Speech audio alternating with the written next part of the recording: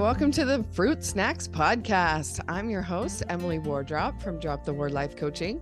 I am the T1D Moms Coach. I'm here to help you manage your mental and emotional health while managing your child's diabetes.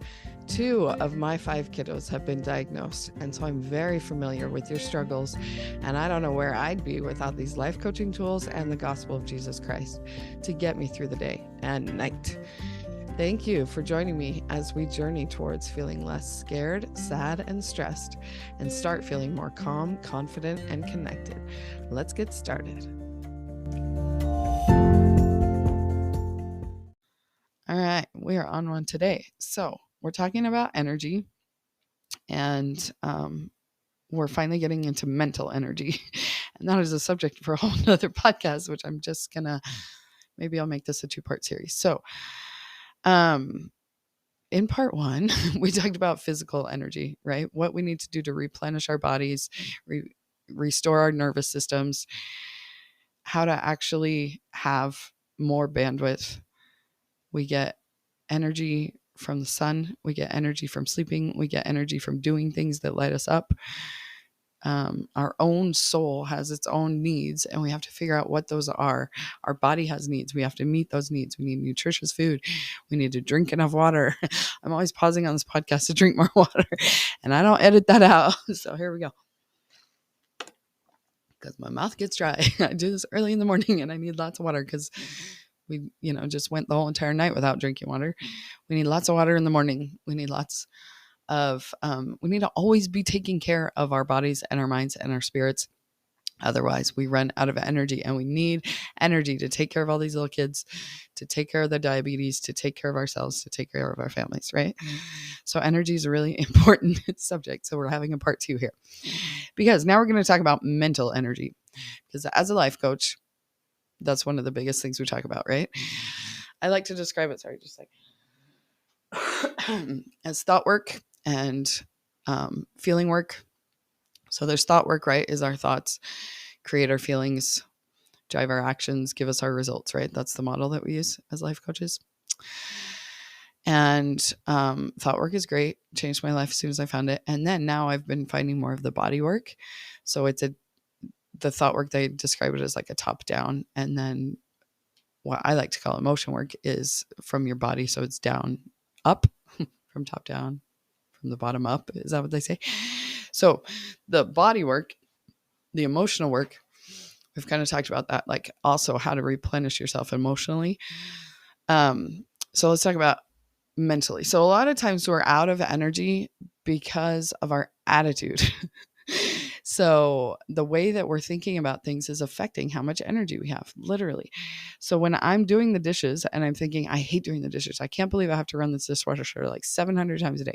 Why do I have to eat so much? Why do the kids use blah, blah, blah, blah, blah. All the grumbling and self-pity thoughts that I'm having suck my energy bad. So it's like the battery is like, it just drains extra fast when my brain is in self-pity. Okay. I want you to notice this in your life and realize that, that the way we're thinking about things is causing the energy loss. Okay. So versus, this is actually my word for this year that I want to focus on. And of course I can't tell you without a little backstory. So last year we got these cute little gifts that are an ornament that go on the tree with one of the names of Christ. So all of the different ornaments had a different name of Jesus. And I was supposed to hand out a bunch to the women who weren't at church the day that we handed out the ornaments. And of course, I didn't have the energy to do that, or the bandwidth, or the time, or the whatever it was, for whatever reason. Last year, I didn't go out and do the deliveries I was supposed to do. I ended up with this big old bag of ornaments, and I hope those women all forgive me, but they're all on my tree now instead of all of their trees. So I have a whole bunch of these ornaments with different names of Jesus on them, with a little scripture reference of the different titles or different ways that he's referred to in the scriptures, right? And right here on my microphone, actually, I have one that says Prince of Peace, because, at Drop the Word Life Coaching, we drop power struggles to create more peace in our parenting. So for years, I've been obsessed with this word peace and like, what does that even mean? And how do we do it? And how do we have peace amidst the chaos and all the things, right? And I'm convinced that the peace amidst the chaos comes from the Prince of Peace himself. And that when I am at a loss for peace, I can just breathe and soak in some more sun and do all the different things we've been talking about to replenish our energy to get more peace in our life, right? So I've been thinking about that word peace for a long time. That's not the word we're focused on this year, though. I opened we kind of were opening these old ornaments from last year, this year, as part of our Advent. We have like 75 Advent calendars. So every day there's like a whole bunch of stuff we're doing. So I'm like, who wants to open in another name of Jesus, And one of them says, are you ready for it? We're finally coming to the point of the story. Servant. And I was like, oh. Because like I said, especially when it comes to the dishes or all things food, all things kitchen, the dirty kitchen and all the things. Yeah. And I'll literally say things like, I'm not your slave, do it yourself. Or I'm not a waitress. If I wanted to be a waitress, I'd be a waitress. Ridiculous self-pity thoughts that I have that tend to come out my mouth too. That really need a thicker filter if I'm going to think them, at least don't say them to my children. Servant. Jesus Christ was our servant. The greatest among us was our servant. Is. I mean, he still is all day long. I'm just like begging for him to help me, right? And so this year I decided that the kind of energy I need to be coming from, my mental state, my attitude, needs to be a willing servant. Because I am their servant, but it's certainly not willing. It's in self-pity and it's in bitterness and resentment and all the nasties. I want to be a willing servant like Jesus was. So I keep that ornament right above the dishwasher to remind me that he was and is a willing servant to me and to all of my kids. And he loved kids. And he said, suffer the children to come unto me. And he served them with a willing and loving heart. And that is the kind of mom I want to be. And so that's what we're working on this year. To serve them willingly, that I want to be doing these dishes. I want to be preparing this food. I want to be a short order cook. You know how that's what they say. Like, don't be a short order cook. Make one meal and either they eat it or they don't, and blah, blah, blah, with all the parenting advice, right? I want to be willing to meet their needs yes, I'm still going to say no when I don't have the energy. I don't have the bandwidth. I don't have it. I'm totally overwhelmed. Take a number, people. But amidst that, I want to love them and serve them the way Jesus loves and serves us. And so that is my 2024 intention, to have willing servant energy. Because as we talk about energy, our attitude, the way we look at things, the way we approach things is our energy, right? So I tend to be an overwhelm energy a lot. I tend to be in, again, self-pity, resentment, all that nasty energy.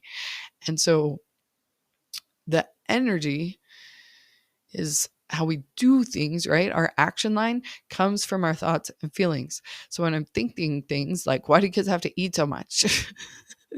And I feel resentful, the energy that I'm coming from in my action line is bleh.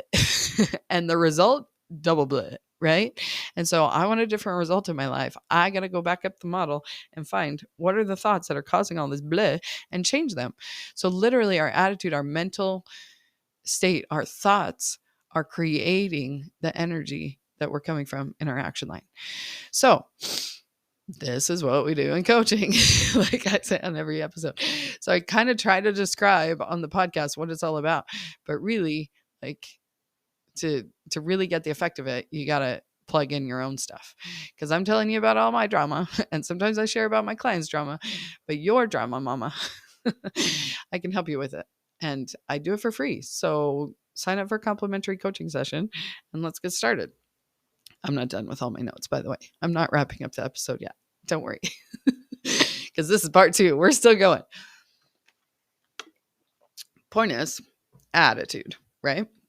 So, okay. So part of the self-pity attitude comes from this thought.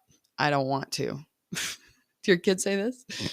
I don't want to go to school. Well, sometimes you have to do things you don't want to do. You think I want to make you go to school? These are conversations we have on the reg, right? In fact, we're back to school now. So this is conversation. I'm recording this while we're still on break, but by the time this airs, this is going to be the reality of our home again. And we're going to be testing my intention to be a willing servant. Okay. So agency is very, very, very important. We talk about it all the time because agency parenting is the parenting style that I use. So there's all sorts of different parenting styles and people call it different things. There's peaceful parenting, which I'm all about because, I'm all about having peace in your parenting. Connected parenting. There's passive parenting and dominant parenting and all the different kinds of parenting, right? I'm all about agency parenting because guess what? Your kids have agency. And the more you fight against it, the more frustrated you are. And guess what? You have agency. And the more you fight against it, the more frustrated you are. So we're trying to be less frustrated. Let's recognize that we have agency and work with it. And our kids have agency and our husbands have agency and the school has agency. Everybody. What even is agency? What am I talking about? Choice, right? So they're going to think that if they want to. They're going to do that if they want to. They're going to say that if they want. They're not going to get out of bed if they don't want to, right? They have agency. And we are constantly trying to make them do things they don't want to do or stop doing things they do want to do. Stop hitting your sister. Stop throwing those blocks. Oh my gosh, my 2-year-old is in a throwing phase.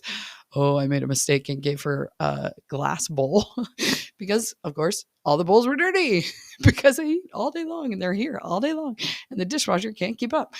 So she didn't have a plastic bowl to throw on the floor. She threw I don't know, it's technically made out of ceramic or something.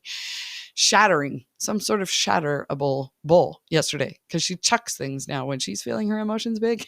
She throw things. So how do I get her to stop doing that, right? That is our job as parents, is to figure out how to make them do things they don't want to do or stop doing what they do want to do, right? That's what we think. But in agency parenting, we work with it instead of resisting against it. So agency in ourselves, recognizing our own agency is how we get out of self-pity. Because did you hear my self-pity story? I don't want to do these dishes. Why do kids have to eat so much? I don't want to feed them. Blah, blah, blah, blah, blah. Although I don't want to do things that I am actually doing. I am doing them while I'm saying that. I do feed my kids. I do clean up after them.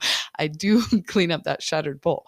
Like I don't just say, I don't want to do this. So I don't. I say that I do that, but because there's a lot of things that I can say, no, I just sat down. I'm not going to get that for you. If you want that, get it yourself. Or I'm doing 400 things right now. Take a number. Like I'll get to it, but you need to wait. Either you do it if you want it now, or you're going to have to wait for me to do it because I'm doing 17 other things right now. Like there's that. And the things that I'm doing right now, if I can just recognize, right, with my attitude that's causing the energy problem, I do want to do it because I am doing it. I can't tell you how this light bulb blow my mind has changed my attitude. So recognizing that if I'm doing it is because I want to do it. So I'm literally lying to myself, and lying always feels terrible. So if you feel terrible, is because there's a lie going on in your brain right now. So let's figure out what those lies are. Start telling the truth, which I did a whole entire year of the podcast of the lie that you're a terrible mom. We lie to ourselves all day long and say, I'm a terrible mom. We make everything mean that we're a terrible mom. And that is a lie. And that is why we feel terrible. So when we start telling ourselves the truth, actually, I am a good mom and I am overwhelmed and feeling all the feelings and blah, blah, blah, blah, blah. But I am who I am and my core is good. Then you have more energy to do good because you're not lying to yourself, telling yourself you're terrible. So the same thing applies with doing the dishes. When you tell yourself the lie that I don't want to be doing this right now, but you are doing it. Do you see how that's a lie? You do want to do it because you're doing it. You don't do things you don't want to do. You have agency. Nobody can make you do anything. Not the kids, not the diabetes. The monitor doesn't make you do it. It's the third day and your Omnipod says you have to change out the pod, and you have so much resistance to that because it's not fun. The kid doesn't like it. You don't like it. It's the worst. But resisting it and lying to yourself and saying that you don't want to do it while you're doing it is making it worse. It's our attitude about it that's sucking our energy.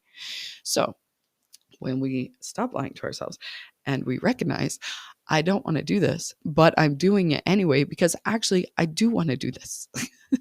Because I do want my child to stay alive. I do want my child to have insulin without having to give her a shot every single time she eats.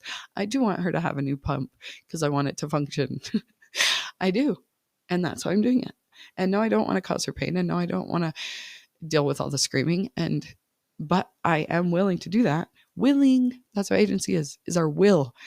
We have a will. Our kids have a will. That is what a power struggle is that when our wills don't align, we're both pulling on the rope.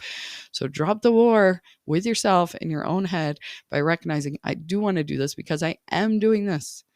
Seriously, people, this is like the magic sauce.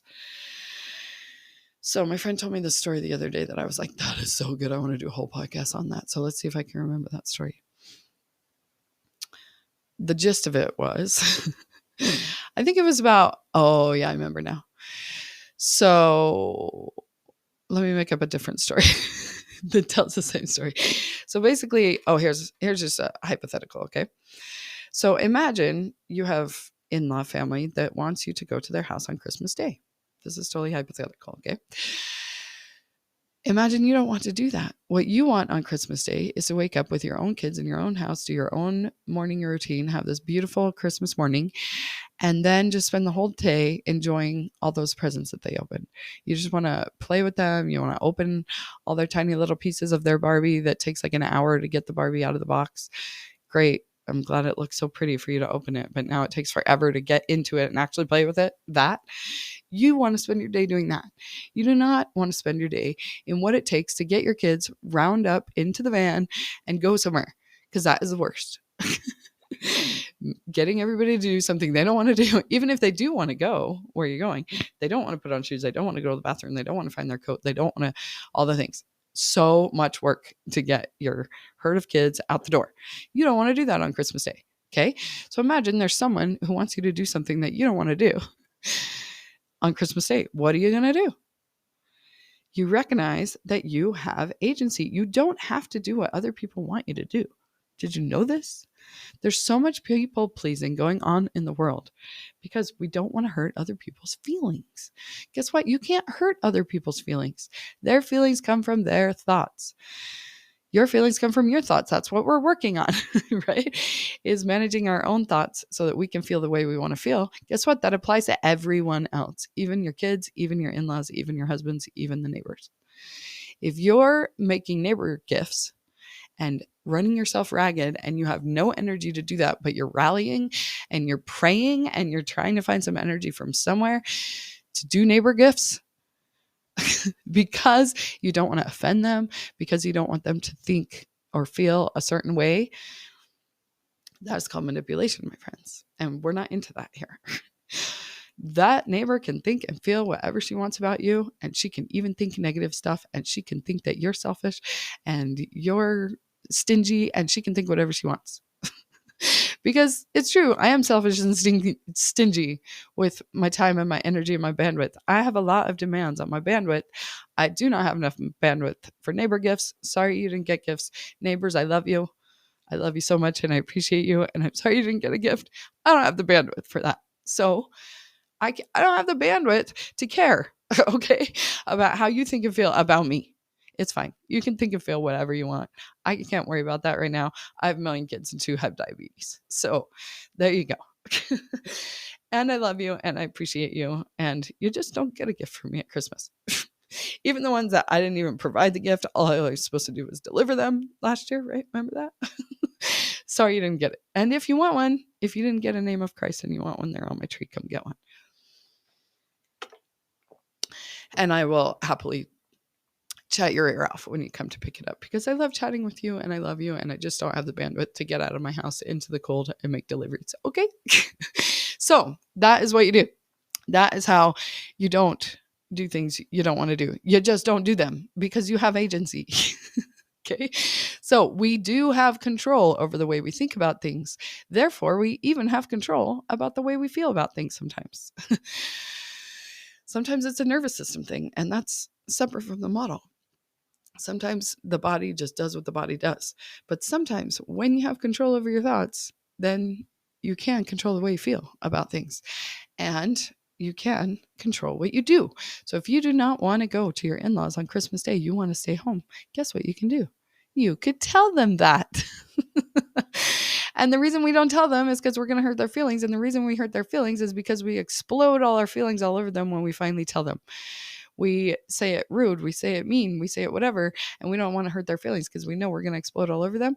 That's because we haven't done our work in the first place to manage our thoughts and our feelings about it, to be able to be honest and kind by cleaning it all up. That's what we call it in coaching. When we clean up our models, our thoughts and our feelings so that our actions, our chat with them is clean. We can be honest and tell them what we want without being rude. Did you know that that's a possibility? You don't have to people please to be nice, because guess what? That's not actually nice. When people learn the truth that you're there with resentment, they don't like that either. That hurts their feelings even worse. So I know it's a lot easier said than done. That's why coaches make the big bucks, because this stuff is really where the rubber meets the road. And it is so impactful in your life to be able to be kind and honest, 100% honest. Tell the whole story. I love you and I really appreciate you and I love spending time with you and my kids are obsessed with you, but we cannot go to your house on Christmas Day because blah, blah, blah, blah, blah, blah, blah, blah. This is what I want. Tell them kindly. They care about you too. They want you to have what you want. You don't have to do what other people want all the time. That's not actually the most kind thing. Love for everyone in the story. This is what we do in coaching. And I can help you. If you're not feeling love towards somebody, I can help you feel love towards them because I'm a neutral party. I love everybody. So it's a lot easier for me to see it from everyone's point of view and to help you see it from everyone's point of view. And then we can get back to love. Okay. So again, that's what we do in coaching. And that's what I would love to do for you for free. Complimentary coaching session, people. This is unheard of. Coaches make the big bucks and I do it for free. Okay. So back to self-pity, agency. I do want to, because I am. Remind yourself of that. Whenever you hear yourself saying, I don't want to do this, actually, you do want to, because you're doing it.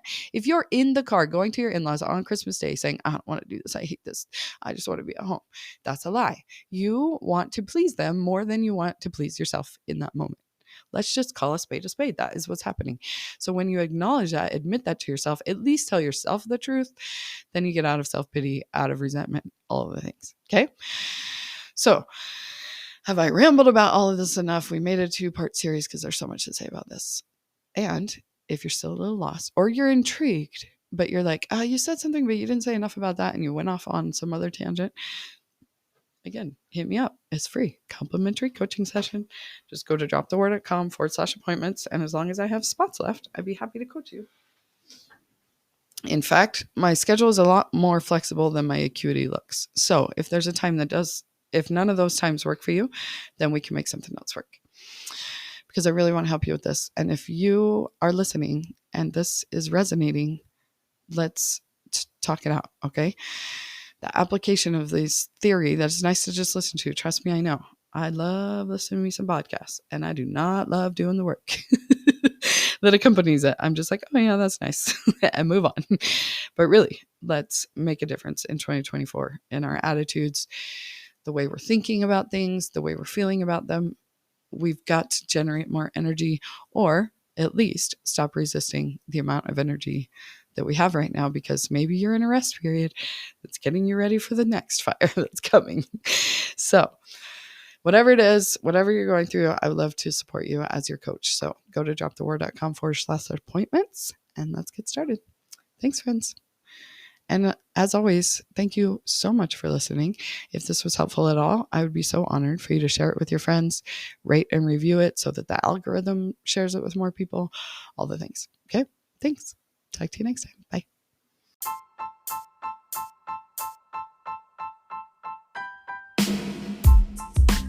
Hey, T1D moms. Was that episode helpful? I put together a free video for you with my top 3 brain hacks for T1D moms. Check it out at droptheword.com/top3. Having a child with diabetes is hard enough. Let's not make it any harder with the way we're thinking about it all.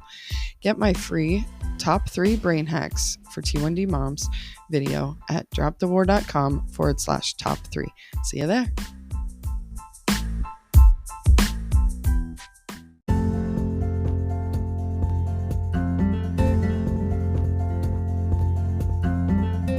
Hello, my sweet T1D parent friend. The next time you catch yourself thinking that you can't do this anymore, redirect your brain to Philippians 4:13 and remind yourself that you can do all things through Christ, which strengthens you.